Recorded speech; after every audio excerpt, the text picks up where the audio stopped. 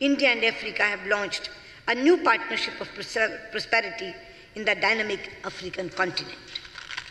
And here in our neighborhood of the Gulf region, our relationships are as old as time.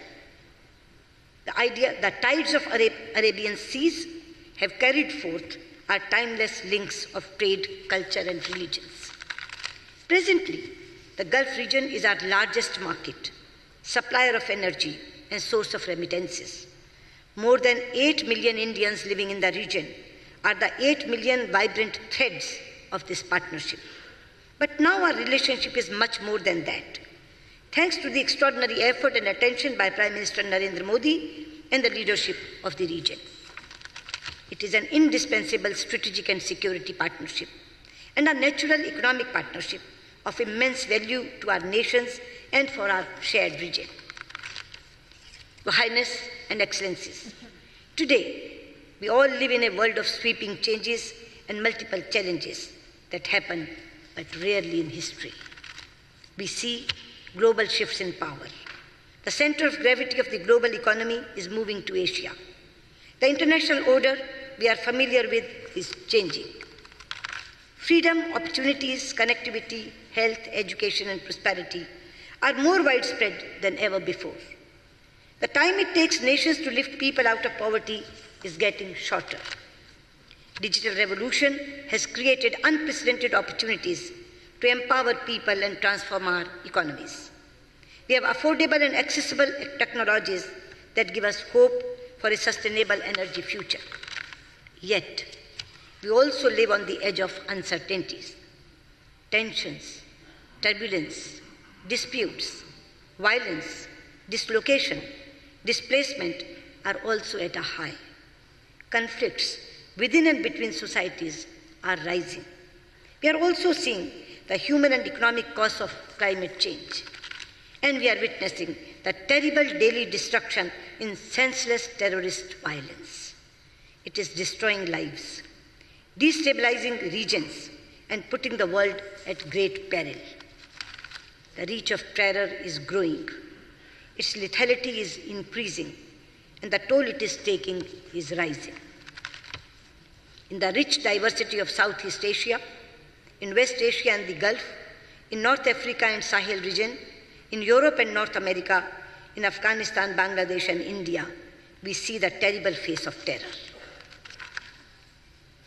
Excellencies and Your Highness, terrorism and extremism bear different names and labels.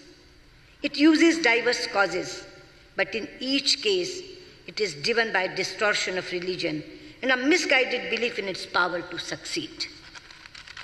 The fight against terrorism is not a confrontation against any religion. It cannot be. Just as Islam literally means peace, none of the 99 names of Allah mean violence. Similarly, every region in the world stands for peace, compassion, and brotherhood. There is a verse in the Holy Quran which says, La ikra fi ad-din. Let there be no compulsion in religion. There is another surah, Al-Hujurat, which says, O mankind, we created you from a single pair of male and female, and made you into nations and tribes, so that you may know one another, not that you may despise one another. Similarly, the same message was given by the founder, Guru of Sikhism, Guru Nanak Dev Ji, when he says, and I quote, Awwal Allah noor upaya, kudrat ke sab bande, ek noor te sab jag upjya, kaun pale ko mande. This means, first Allah created light. Then, by His creative power, He made all mortal beings. From that one light, the entire world came into being. So who is good and who is bad? Your Highness and Excellencies, India has always embraced and found it easy to embrace pluralism, since it is embedded in the oldest Sanskrit religious text, the Rig Veda, and I quote, Ekam sadvipra bahuda vadanti, which means, God is one, but learned men describe Him in many ways.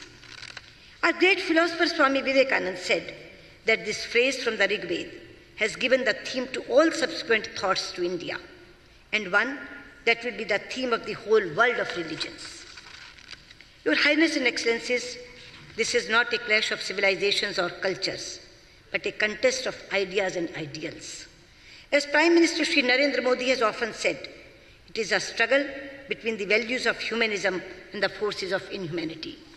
Your Highness and Excellencies, if we want to save the humanity, then we must tell the states who provide shelter and funding to the terrorists